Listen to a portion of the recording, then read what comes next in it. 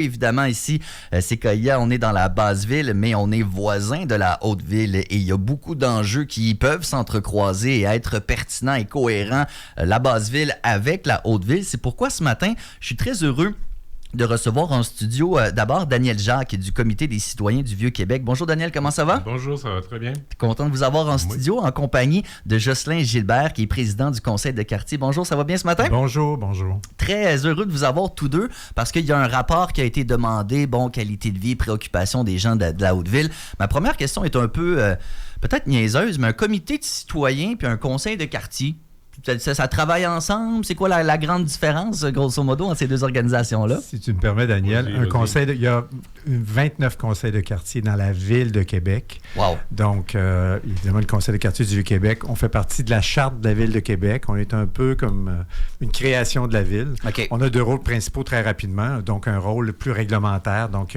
d'assurer des consultations publiques quand il y a des changements de zonage, des règlements importants, des projets importants, mais également d'être en contact avec les résidents, les citoyens, pour toutes les problématiques du quartier. Donc ça découle de la ville. C'est ça découle de la ville avec des rencontres obligatoires une fois par mois. Et un comité de citoyens. C'est différent parce que c'est pas une créature de la ville. Là. C'est vraiment des citoyens qui se mettent ensemble parce qu'ils ont des préoccupations communes, puis ils veulent faire avancer leur dossier, puis défendre des choses, tu vois. Mais ça va de soi que vous travaillez ensemble quand même. Ça n'a pas toujours été le cas. Ah ouais? Non. Il y a déjà eu pas mal de distance entre les deux organismes, mais là, depuis quelques années, on a une bonne collaboration, puis on a travaillé vraiment ensemble sur plusieurs dossiers.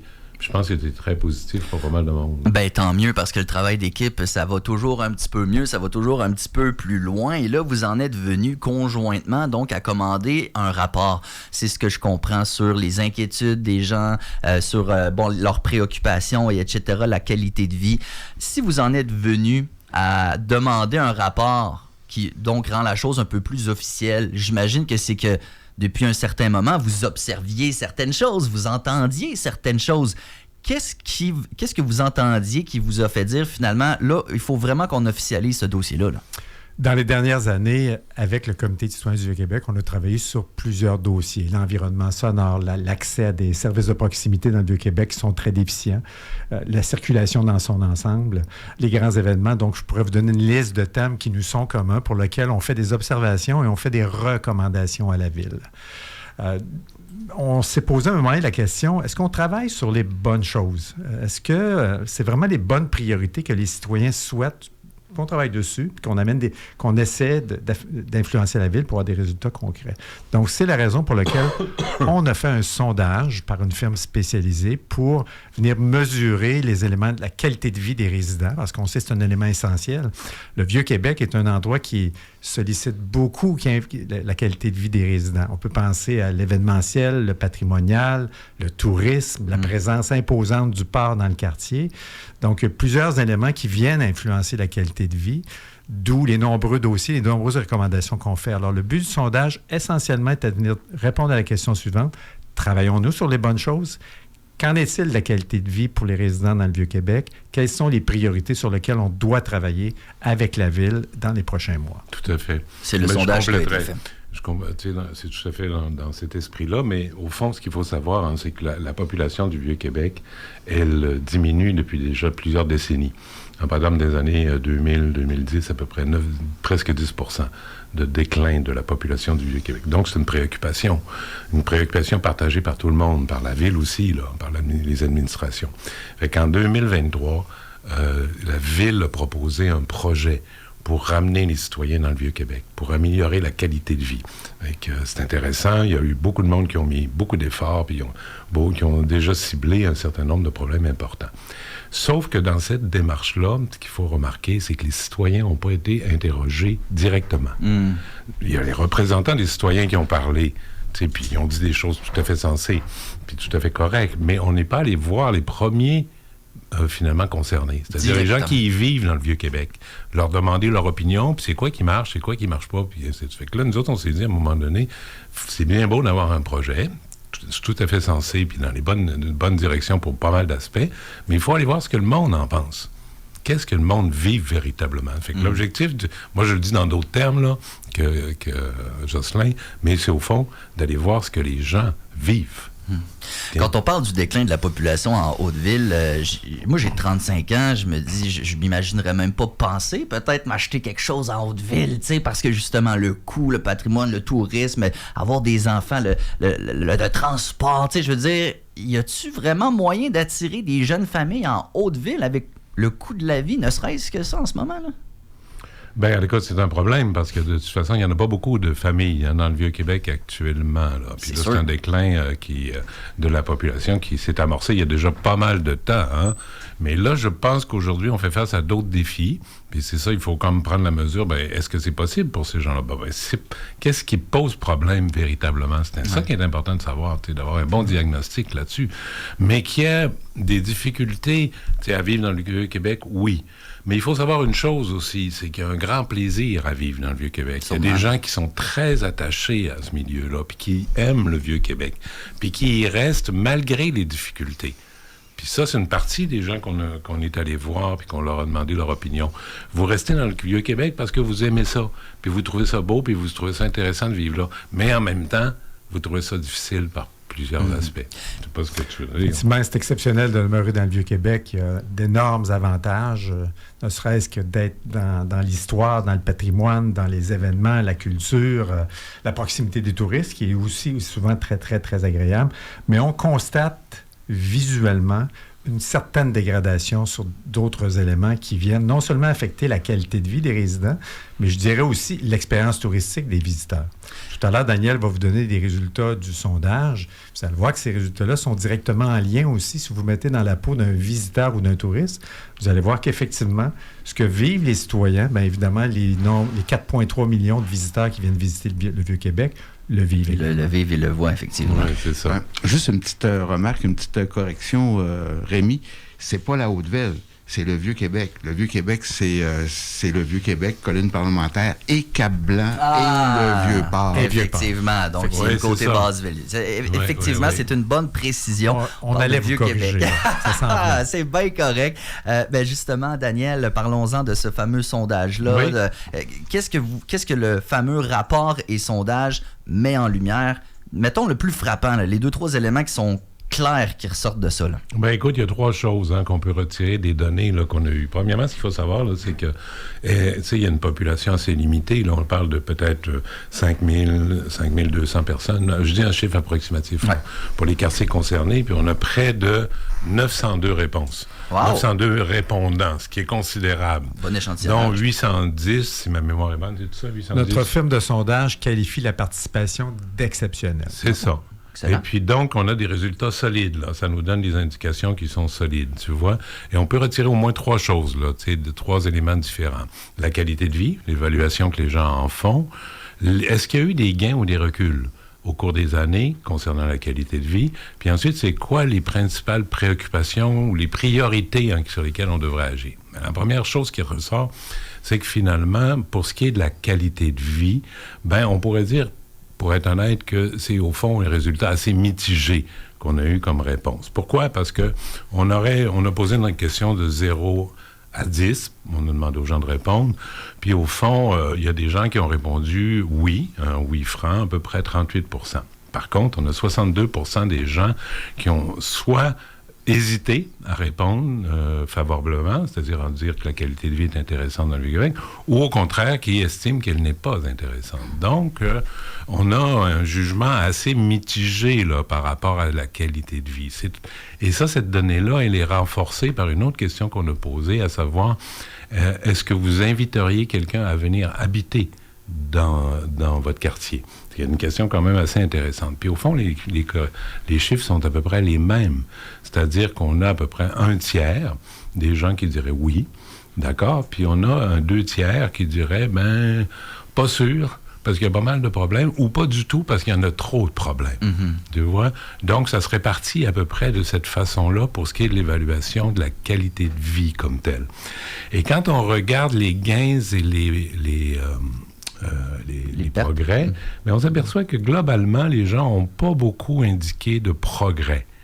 Par contre, ils ont indiqué très clairement, à plusieurs reprises, sur certains points importants, des reculs importants. Quels points, par exemple? Les points qui ressortent, par exemple, la question de la gestion du bruit et de la pollution sonore. c'est lié aux activités qui entourent le tourisme. Pas nécessairement le tourisme lui-même, mais les activités qui se développent autour du tourisme, les grands événements, les amuseurs publics, et ainsi de suite. Par exemple, les caisses de son pour les restaurants. Bon, tous ces éléments-là, il y en a plusieurs. Et ensuite, il y a tous les problèmes qui sont liés à la circulation au stationnement, qui sont quand même importants. Mm-hmm. Là aussi, ça peut être une source de bruit importante, là, tu peux en parler si tu veux, Jocelyn. Puis ensuite, dernier élément, c'est la question, et ça, c'est peut-être la priorité la plus importante, là, c'est les services. C'est qu'il n'y a plus, c'est un désert, le Vieux-Québec, pour les services de proximité. Il y a plus on cherche à avoir une épicerie, mais bon, là, on a une pharmacie, mais il n'y a pas de cordonnier, il n'y a pas de... Tout est pour le tourisme, dans le fond. Tout est pas mal. C'est plus facile, comme disait le maire, de trouver un gilet que de trouver un orange. Non, mais c'est vrai. C'est comme ça que ça marche. Un gilet avec un drapeau du Canada, ça, il y en a. Ça, il y en a. Tu vas trouver des castors partout, mais ainsi de suite, mais tu ne seras pas capable de te trouver... des Tylenol. Des Tylenol. Ça, on a une pharmacie quand même. C'est au moins ça. C'est déjà pas pire. Ça, c'est pas pire. Donc, il y a un gros problème de ce côté-là. Puis tu vois, ça, c'est vraiment les priorités qui se dégagent du sondage. Donc, ça nous dit quoi? Ça nous dit une population attachée à son milieu, mais qui vit des pressions très fortes. Qui proviennent de la situation touristique, en partie, et puis de toutes les activités qui se développent autour de ça.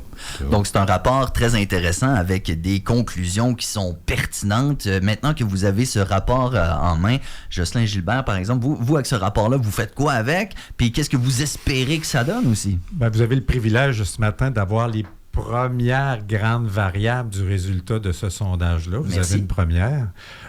C'est sûr que là, on va le diffuser plus au niveau médiatique. Il y aura une présentation détaillée au conseil de quartier qui va se tenir le 14 octobre prochain.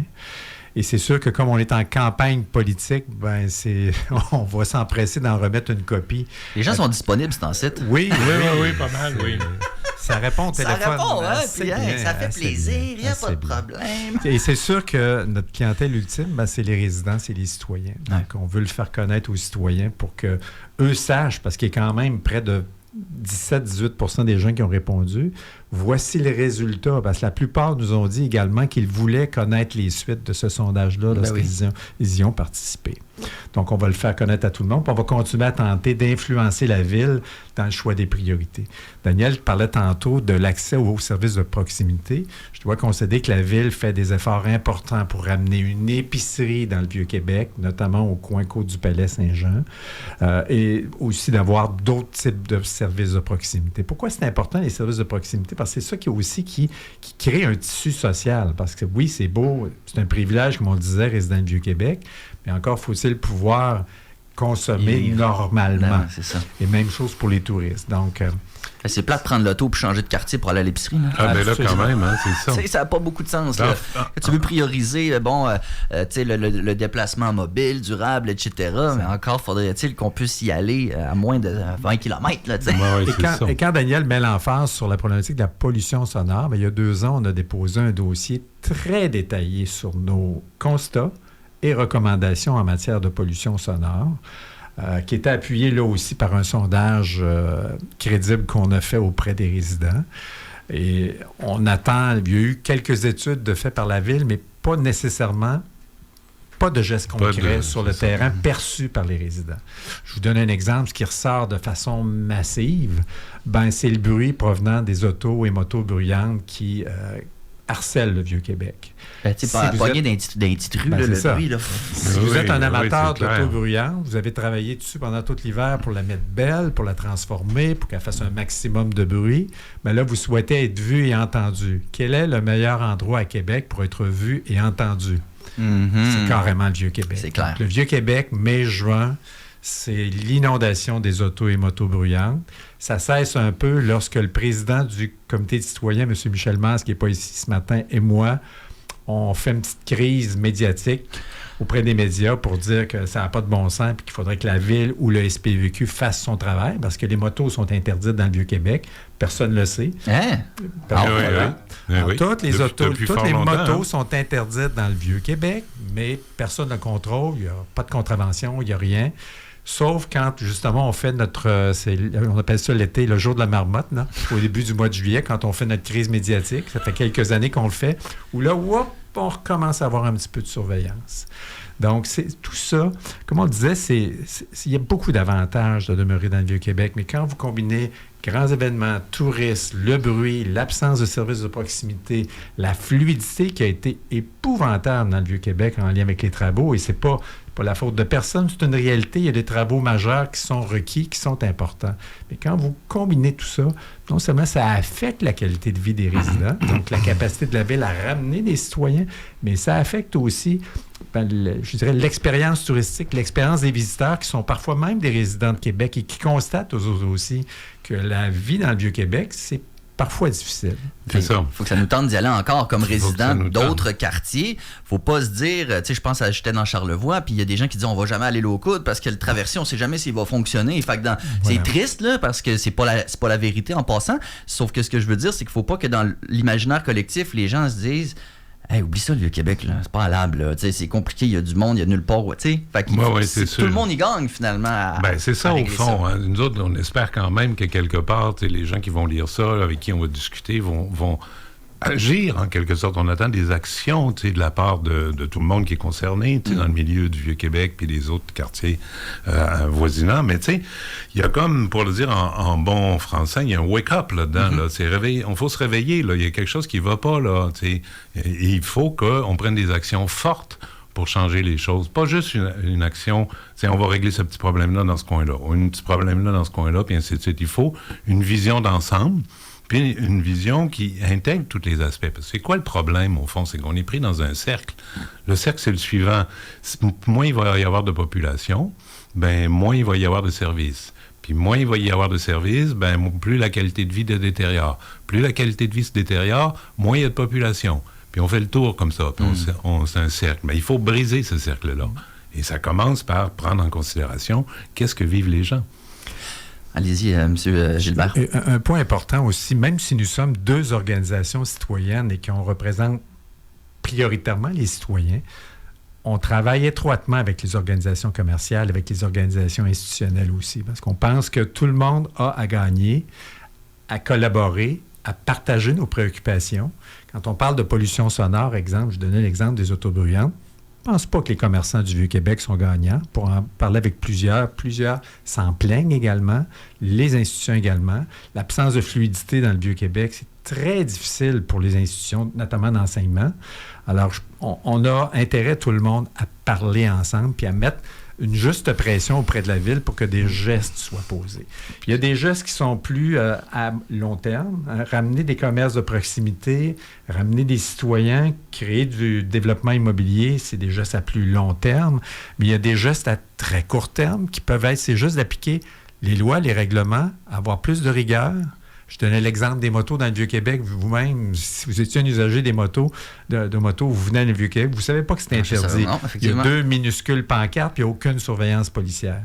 Donc, c'est juste, est-ce qu'on peut être rigoureux? Est-ce qu'on peut appliquer les règles? Expliquer pourquoi ces règles-là existent? Puis on va régler rapidement. C'est la règle du 20-80. Ouais. 20 des efforts vont régler 80 des problématiques. Il y a des choses, mettons, développer des politiques, des interventions de la Ville et ainsi de suite, c'est des choses, mais il y aurait aussi des possibilités d'améliorer considérablement la vie des gens en prenant des mesures qui ne coûtent rien, qui sont faciles à appliquer, puis qui donnent des gros résultats importants. Par exemple, je vais te donner un exemple, le bruit. Les gens ont souligné que les caisses de son qui sont placées à l'extérieur des commerces, qui se sont multipliées dans les dernières années. Il y a eu du commerce pendant des années, on n'avait pas ça. Là, on en a partout, puis ça devient cacophonique complètement. Ça, c'est vraiment quelque chose qui ressort dans les opinions des gens, les commentaires qu'ils font. C'est pas compliqué de régler ce problème-là. Ça a été fait dans d'autres villes. On règle ça, il n'y en a plus de caisse à l'extérieur. Là, tu viens d'améliorer la qualité de vie des gens de façon considérable. Ça ne t'a pas coûté un sou, puis ça, c'est super efficace. Fait qu'il y a des affaires comme ça aussi, où à un moment donné, là, il faut bouger. Et ça tombe bien parce qu'on est en campagne électorale municipale, donc c'est un bon momentum pour lancer ce genre de discussion-là, bien évidemment. Jocelyn Gilbert est président du conseil de quartier, Daniel Jacques est du comité des citoyens du Vieux-Québec. Merci à vous deux d'avoir pris le temps de nous expliquer vos préoccupations, de nous expliquer cette situation-là. Puis on va espérer que ça aille dans le bon sens pour la suite des choses pour vous et les autres résidents. Merci beaucoup. Merci. Merci. Belle journée. Bye-bye. 9h09. On a-tu défoncé de 9 minutes? Je pense que oui, nous autres. C'est pas grave parce que c'est ça, Québec Réveil. Merci d'avoir été là sur les ondes de Séquoia, la radio